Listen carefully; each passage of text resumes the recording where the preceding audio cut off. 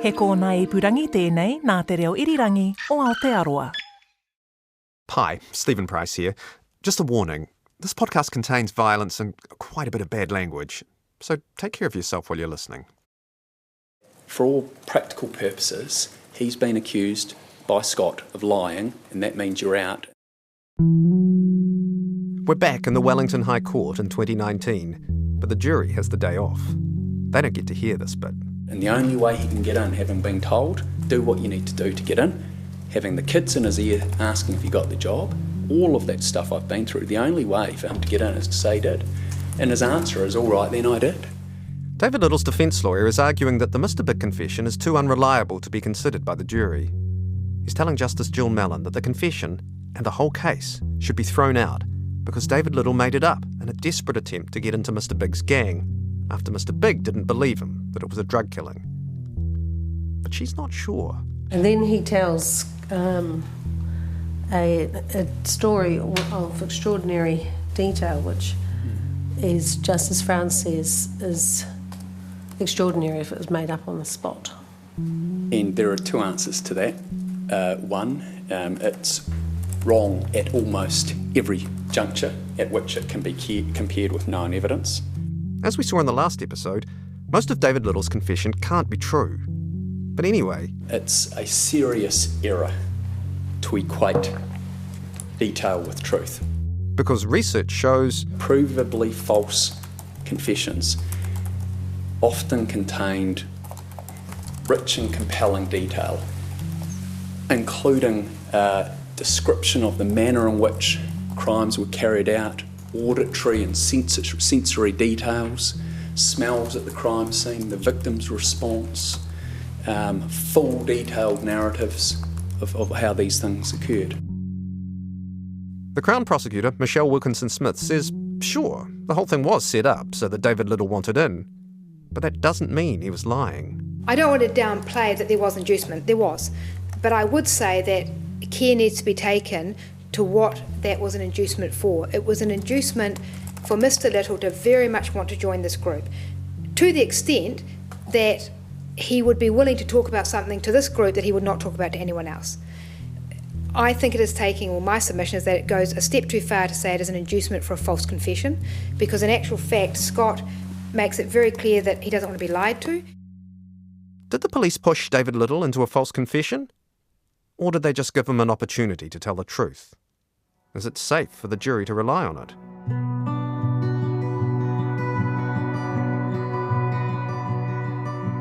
I'm Stephen Price, and this is Mr Lyttle Meets Mr Big, a podcast about whether the police can invent a story to get to the truth about a murder.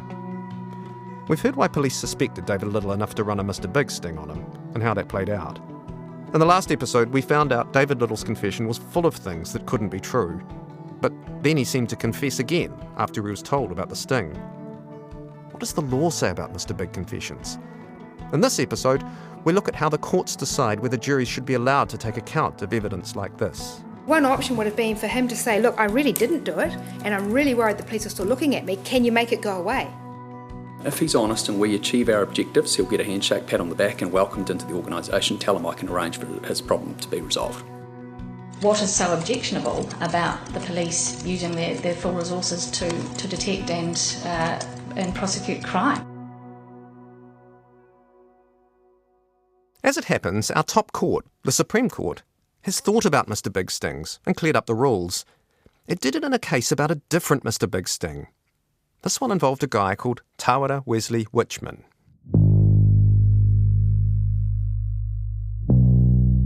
Let's go back to 2009. Tawera Wichman is 17, his partner's 16. They have newborn twins, a boy and a girl. They were 15 weeks premature. They're difficult babies. The girl, Tegan, doesn't sleep well and cries a lot. Government agencies had helped by giving them housing and some parenting advice, but after 5 months, Tawera and his partner are basically left to cope on their own. They divvy up the tasks. The mother looks after the twins during the day while Tawera tries to sleep, and they switch at night. But one day, it all gets too much, and the mother rushes out to get her parents back to help.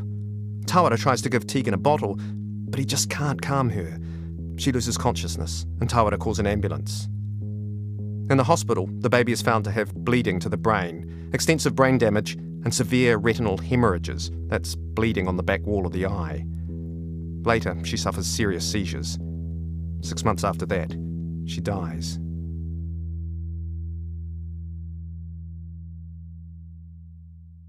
The police interview Tawara about it, and he says she started choking and stopped breathing, so he shook her to wake her up.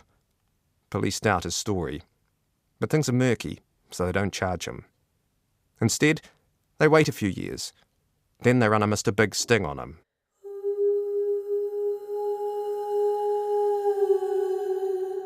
Tawara Witchman didn't want to talk to me, but we know a lot about what happened from the court decisions. The sting's very similar to David Lyttle's one. The door-to-door survey, he's won a prize, he has a new friend, offers of paid jobs, increasingly criminal, meeting the gang, the bywords of trust, honesty and loyalty, the crooked cop, the destruction of evidence to help a member who'd raped a young girl, the promises of wealth and friendship. Like David Lyttle, Tawara Witchman has a big interview with the boss. Will he be allowed in? The boss brings up the police suspicions about his baby. Like David, Tawara initially denies it.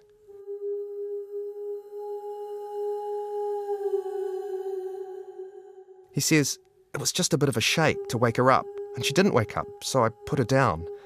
He says he administered CPR to get the breathing going, and he was really proud of that. Mr. Big doesn't buy it. He shows Tawara the medical report and says, "These doctors do this day in and day out, and they're experts. They got no reason to make stuff up. The doctor says it couldn't have been sort of accidental. It had to be a fairly good hefty shake." Tawara agrees it was a good shake, but it wasn't long, like maybe 5 seconds, just to try and wake her up. Mr. Big says, "I don't really care what you've done, but what I care about is just making sure I know everything about the situation so that I can fix it." He insists on 100% honesty, then says he's going to the loo, and so just give it some thought in relation to truth and honesty, brother. Then he comes back, and again Tawara says the shake was just for 5 seconds or less. But finally, he admits that he got tired and stressed, and the baby just wouldn't stop crying, and he got real frustrated and just kind of lost it, and gave her quite a good shake. He said he'd never told anyone before, and apologised for lying. He admitted the version of events he told police was wrong.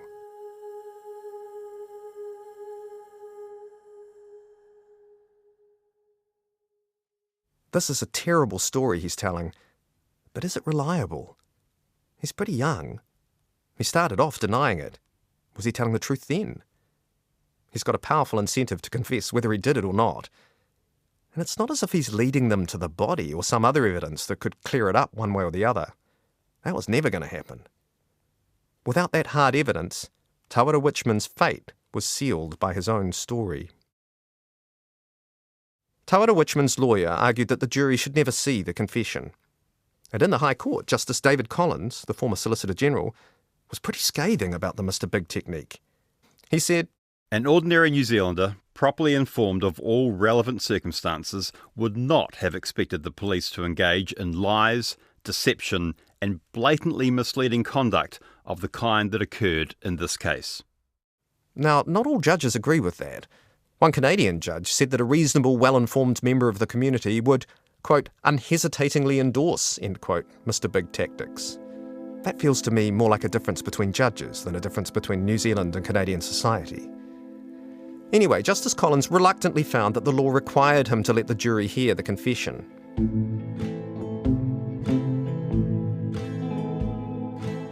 Tawara Witchman appealed, and in the Court of Appeal, all 3 judges said this Mr. Big sting was unfair. They said the Mr. Big technique was very deceitful and put him under a lot of psychological pressure to confess. That meant the confession might not be reliable. They also said the technique unfairly boxed him in. If he wanted to show a jury that his confession was unreliable because of all this unfair pressure, he'd have to show them that he'd been a willing criminal. And they said it was unfair for police to basically interrogate him again, without any sort of warning, when they knew he would have invoked his rights to silence and to a lawyer, because that's what he did during the initial investigation. In other words, police deliberately circumvented Tawara Witchman's rights. The Court of Appeal threw out the confession. It couldn't be played to a jury. That probably would have meant the end of the case. This time, the Crown appealed. The Supreme Court agreed to hear the case. That's a pretty big deal, since it only accepts about 1 in 15 leave applications in criminal cases. The appeal was heard in the Supreme Court building over the road from Parliament. With its rounded brown walls and their triangular wood pattern, going to a Supreme Court hearing feels a bit like being inside a giant pineapple. The Witchman case was heard in 2015. There's a lot of legal debate about the Evidence Act and the case law, but it's striking that at the heart of the argument, you'll find the two stories you can tell about Mr. Big. That it's a clever strategy aimed at devious criminals designed to get to the truth, or that it's a manipulative trick that exploits the vulnerable and incentivizes them to lie. And depending on which story they find convincing, the 5 Supreme Court judges have the power to effectively outlaw Mr. Big operations altogether. You can hear those stories clashing in the crossfire between Crown Counsel Annabel Markham and Chief Justice Sian Elias. Annabel Markham says the Mr. Big interview wasn't very pushy. It was conversational. Mr. Big told Taura Witchman he could walk away, no grudges. So there was no element of compulsion here, such that would raise concerns about any common law right to silence or privilege. Compulsion, only the compulsion from the whole world that's been created that this man is now living in. And in that context, is it not a relevant consideration that this technique is directed at eliciting a confession, the most potent form of evidence that's available, because he can be convicted simply on the admission. The Crown didn't accept that the sting was designed to elicit a confession from Taura Witchman. It was to elicit the truth. That's why there was all that emphasis on trust and honesty. To falsely confess would be to fly in the face of those very values that the organisation has emphasised to the point of overemphasis. Mr. Big wasn't pushing for a particular answer. So it was hardly a pointed interrogation where he was called a liar. It was a very gentle interview. But he wanted to be in. He wanted to be accepted, and yes. He was being probed as to whether, and he had to give up something. He had to give of something important to indicate trust. That's the technique that's being adopted, isn't it? Well, I'm not sure I would accept that. It's the baggage, the police suspicion that's presented as a potential obstacle. We don't want the police heat on you in this organisation. We've got a corrupt officer to sort it out and fix it. It's not tell me your secrets and then you can be part of an organisation. Well, it's pretty close to that, really. We've got to trust you. Well, there's certainly a very strong element of trust, and I would accept that, but that is, in my submission, a powerful indicator of reliability. Well, not if you want to be in, and you think the only way you're going to be admitted to this gang is if you acknowledge something that they've obviously got some suspicions about and are putting to you. With respect, it wasn't put to him in those terms. Besides, says the Crown, if there was some unfairness, who says the police should play fair when they're chasing criminals? What is so objectionable about the police using their full resources to detect and prosecute crime? It is, in my submission, an error of principle to seek or to strive to obtain some sort of level playing field in the investigation stage. But the Chief Justice wondered, is it really right for the police to exploit people's vulnerabilities? This technique would, however, only be used against those who are vulnerable, wouldn't it? Well, in a sense, it would only work in relation to those that are vulnerable to it. That's what I mean. but vulnerable to the technique working is distinct in my submission from having special characteristics of vulnerability that are exploited, such as what about wanting to belong? That was Chief Justice Sian Elias challenging the Crown, and you won't be surprised to hear that she voted to throw out the Mr Big evidence. So did Justice Susan Glazebrook. They agreed with the Court of Appeal that the sting was unfair. They said it exploited Tawera Witchman's vulnerabilities. He was immature, dependent on the gang, and really wanted the perks of membership. They said police tried to circumvent the rules about police questioning, which should apply to undercover officers anyway.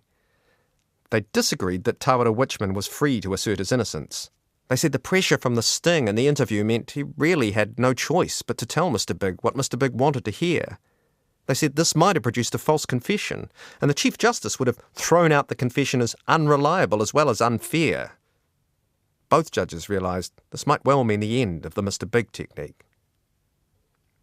But the three other judges disagreed with pretty much all of those conclusions. They said the sting didn't involve threats of violence or exploitation of Tawera's vulnerabilities. The police weren't overbearing or coercive, and Mr Big's questions left Tawera Witchman free to assert his innocence. They said the police didn't have to provide warnings or follow usual interrogation methods when they were undercover, and a Mr Big sting didn't unfairly circumvent those rules. It wasn't the police's job to play fair. So in the end, the court split 3-2. For those keeping score, this meant that of the 8 appeal judges who considered this case, 5 of them would have ruled the confession out. But the majority of the Supreme Court were the ones that mattered, and they said the confession could go to the jury.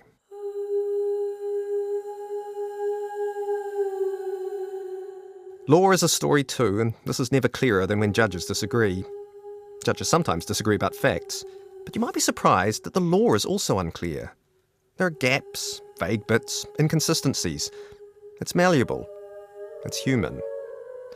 Different judges approach the task in different ways. Some see the law as an ancient river of principles and rules that they need only dip their hands into and serve up whatever they find. Others see it more like a lump of potter's clay to be moulded according to the needs of society. So judges tell themselves different stories about the law and their jobs in it. In the US, judges call their decisions opinions. I think they're onto something there. It seems more honest about the way judges' rulings inevitably reflect their own values about how judging is to be done and what things truly matter. And that can affect how they see the facts, who they regard as the bad guys, what resolutions seem fair, and how they should read statutes in other cases. In the Witchman case, you can read the different judges' opinions as a clash between 2 different judicial stories. One saying the law shouldn't unduly hamper police catching bad guys, and the other saying the law needs to protect ordinary people against excessive use of government power.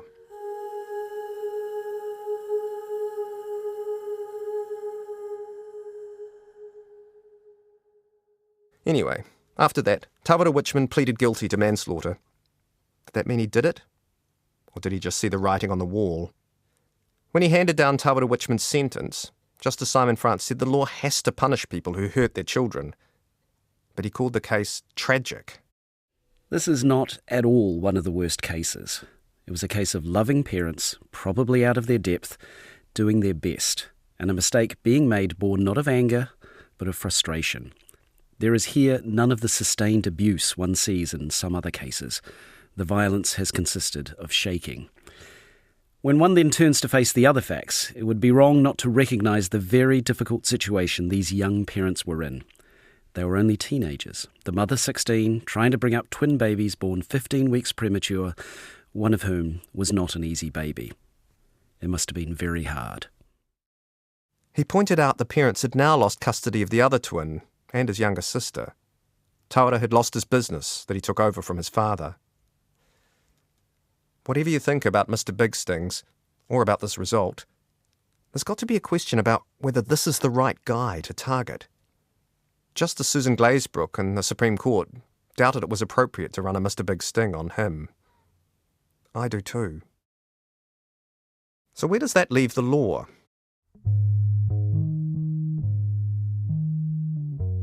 Well, it means it's very hard to argue against Mr Big confessions.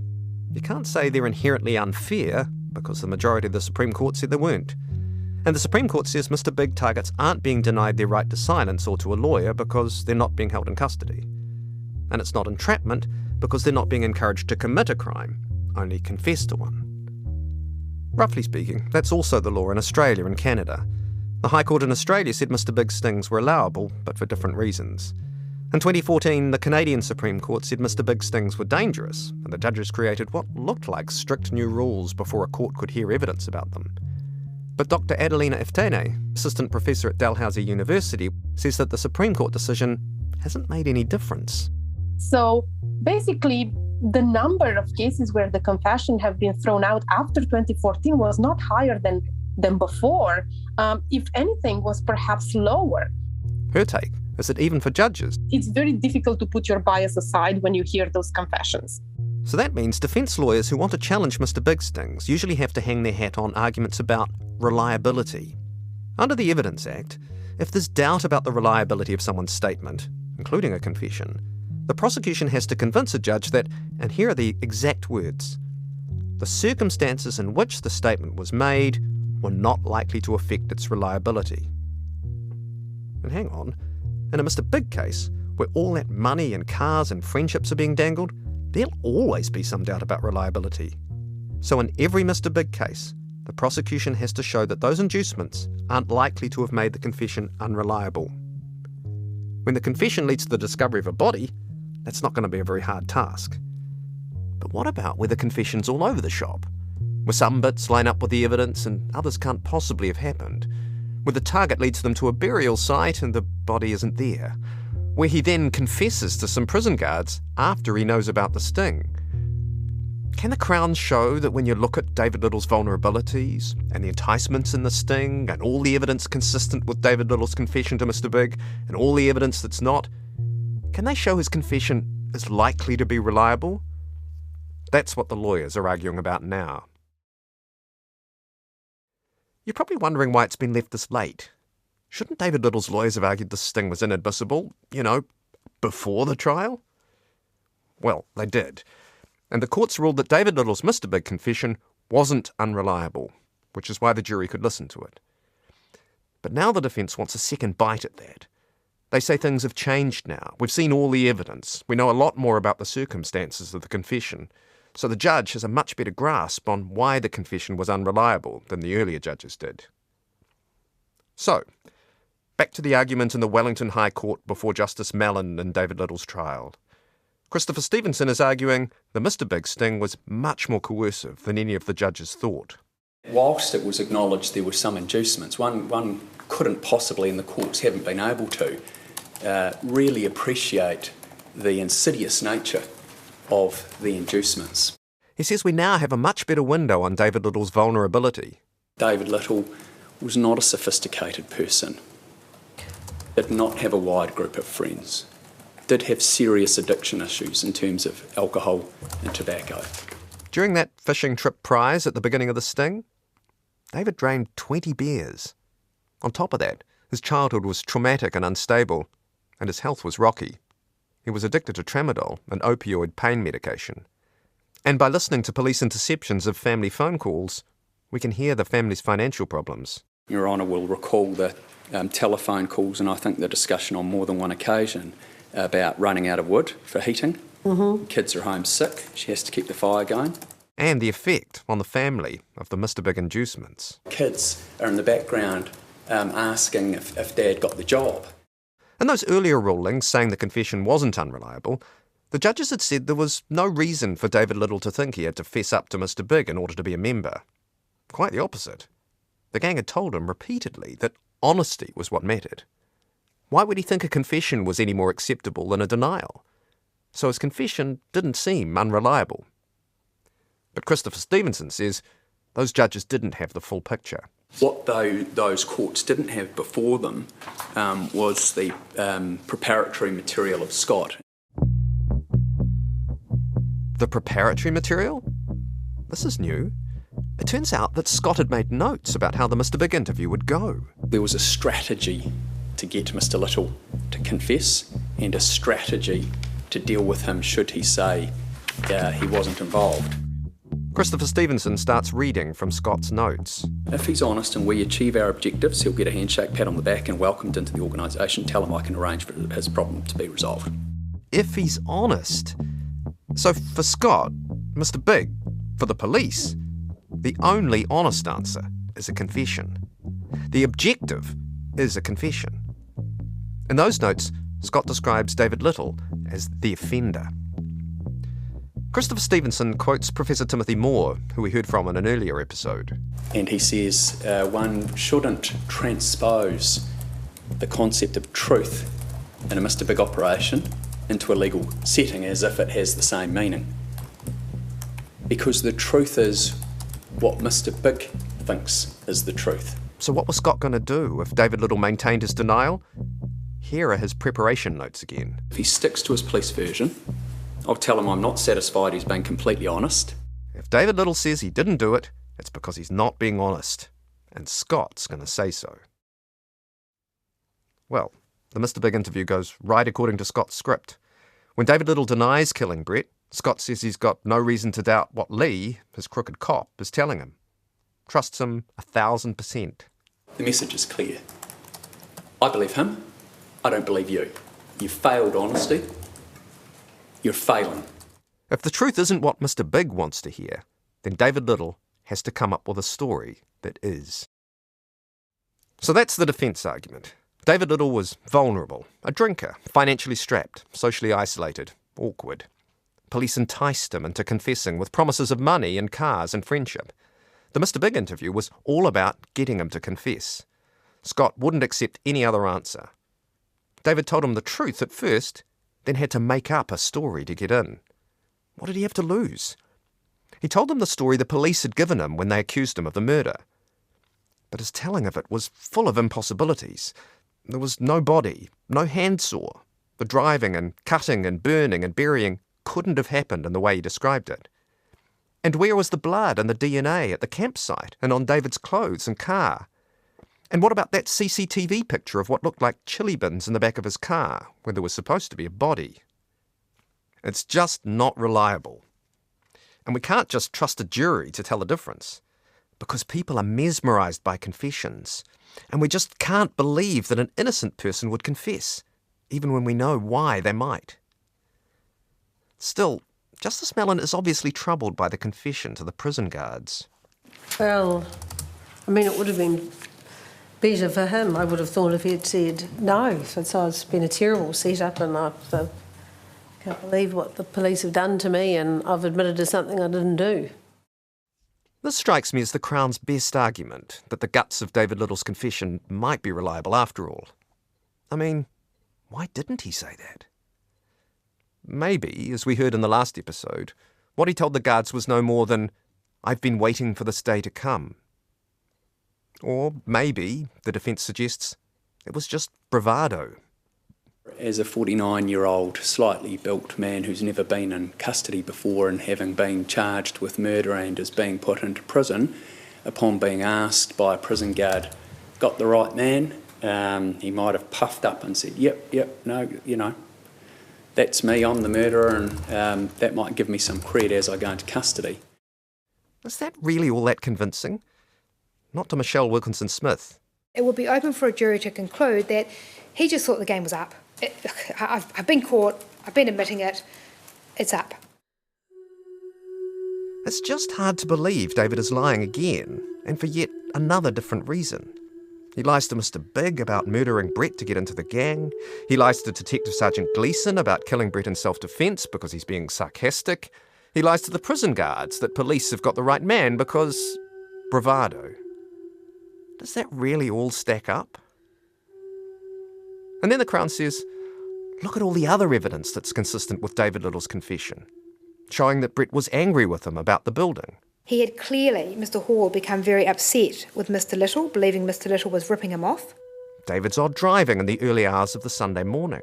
There's the developing story about his movements, and the fact that he's unable during the interview to explain the 2-hour time gap between the CCTV sighting in Turakina at 5:30am and the 7:30am CCTV sighting in Bulls. David's claim that he saw Brett later that Sunday with his quad bike, when the quad bike was already up the hill. He's describing seeing it, and from that, supporting that Mr. Hall was going hunting. The search that couldn't find Brett. There was no sign, and there was a huge search operation. The campsite that hadn't changed in between Saturday, when Brett's son Damien visited, and Wednesday, when the police arrived. The position within the campsite is that it doesn't look as though anything's changed. And so if he's lived there for 3 or 4 days, that would seem quite incredible. If he hadn't lived there because he was already dead, then David must have lied about seeing him on the Sunday. Why else lie about seeing a dead man? The Crown says there are 3 strands to its case. There's all this evidence, and more as we've seen, pointing to David Lyttle, even without the Mr. Big confession. Then there's what David said to Detective Sergeant Gleeson after he was arrested, that it was self-defence, and to the prison guards the next day, that the police had got the right man. The 3rd strand is the Mr. Big confession. But even if there are some problems with that confession when you look at it by itself, the other 2 strands show that it is fundamentally reliable. And if the Mr. Big operation put pressure on David Lyttle, it was to tell the truth. And Mr. Big didn't have to lean on David very hard at the big interview.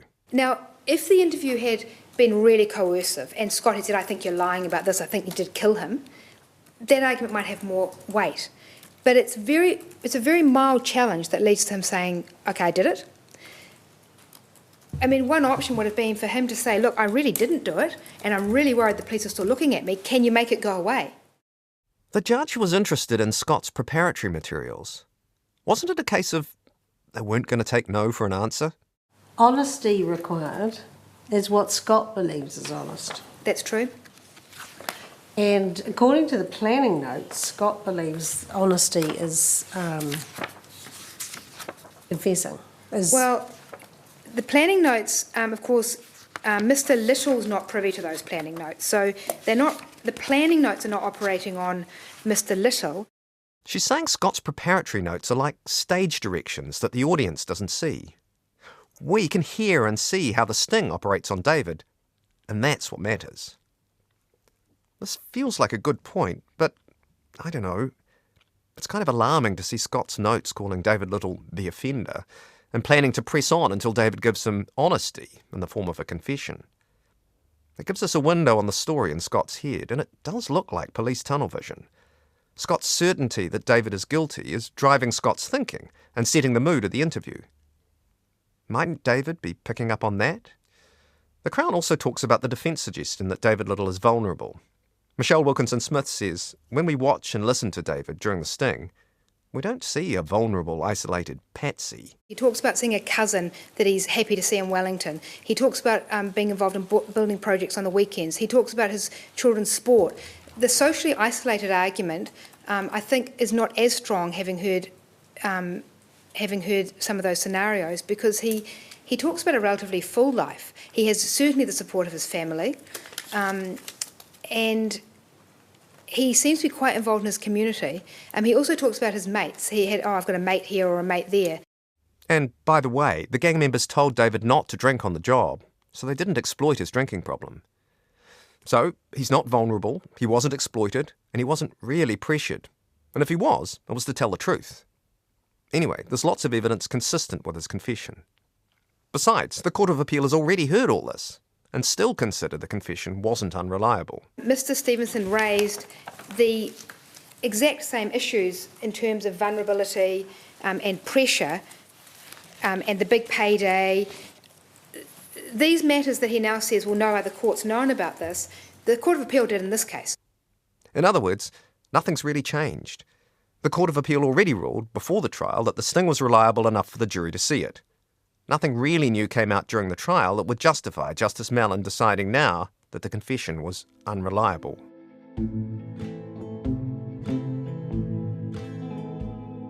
So what will the judge do? I think the Crown was right that what came out in trial wasn't that much different to what the earlier judges were told. Though at the trial you could feel in your bones what David Lyttle was going through rather than read it on paper. But the facts were about the same. And those earlier judges didn't think David Lyttle would have felt the need to lie to Scott. They didn't think he was vulnerable. They pointed to all the evidence that was consistent with his confession. They said some of his descriptive detail, like the piece of paper that David said fluttered out of Brett's pocket when he moved the body, were unlikely to be made up. And David's admissions to Detective Sergeant Gleeson and the prison guards after he knew about the sting, those suggested it was something inside David that was prompting him to confess, not the outside pressures of the Mr. Big sting. Yes, they said, there were some things that couldn't have happened the way he said, but these things were, and they used this word, neutral. That's because some of the other things he said to Scott were clearly true. In other words, it was a wash, and not enough to show a real risk that David Lyttle's Mr. Big confession was unreliable.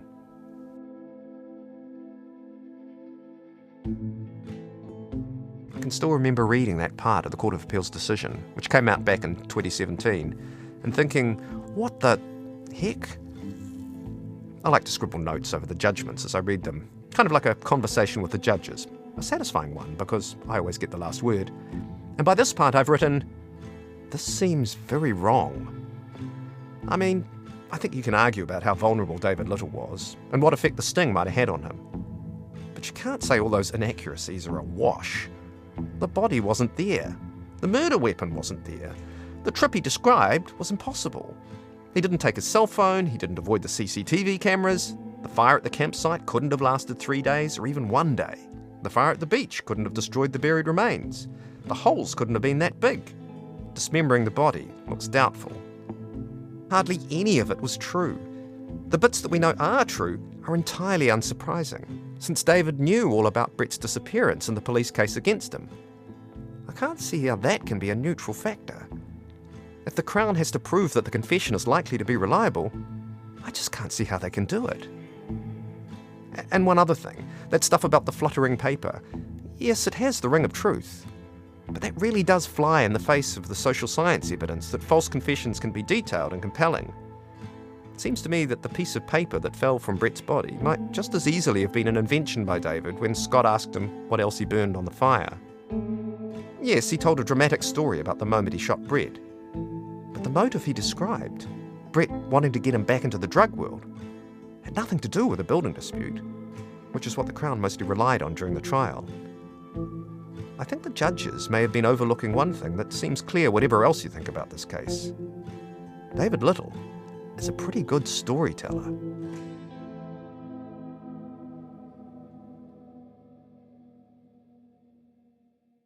What did Justice Mellon do? She didn't throw out the Mr. Big confession. She said it was reliable enough. She didn't quite agree with the earlier judges, though. She said she had a fuller appreciation of how the sting had played out. She said David Lyttle was highly susceptible to the Mr. Big inducements, which deliberately exploited his personality and situation. She could see the effect on him and his family, and it did increase the risk of a false confession. But she said that the evidence around the accuracy of the Mr. Big confession hadn't changed, and it seems she didn't feel she could second-guess the Court of Appeal's analysis. That seems to be accepting that all David's fictions were a neutral factor. She pointed to the most powerful evidence supporting the reliability of David's confession, his admissions to Detective Sergeant Gleeson and the prison guards. Surely she and the other judges were right that this buttresses the reliability of the confession. But is that enough to call it reliable? Anyway, it was up to the jury now. They weren't allowed to hear the argument about reliability that we'd just listened to. But it was now their job to decide whether they thought the confession was reliable. It's a bit confusing, but you can think of it this way. The judge's job is to weed out evidence that's too unreliable to even be considered by the jury. But for any evidence that's not weeded out, the jury get to make up their own mind about it, together with all the other evidence. Still, let's remember the warnings from the experts who study this stuff. False confessions are powerful. They sound real. They feel like great evidence. They're hard to overlook.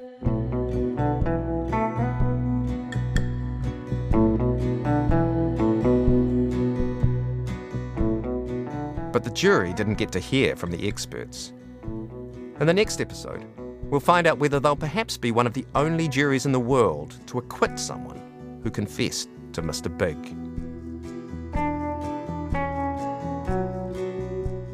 Mr. Lyttle Meets Mr. Big is an RNZ production, written and presented by me, Stephen Price, with support from Victoria University of Wellington and the Michael and Suzanne Boren Foundation.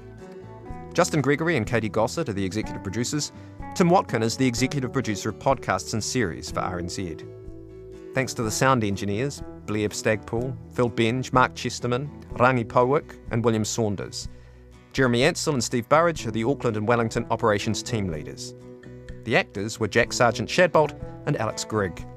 Duncan Smith was the director. Music composed and performed by Ebony Lamb and Graham Antler. Images by Ebony Lamb. Artwork and design by Jared Bishop and RNZ. You can listen and follow all RNZ podcasts at Apple, Spotify, or wherever you get your podcasts.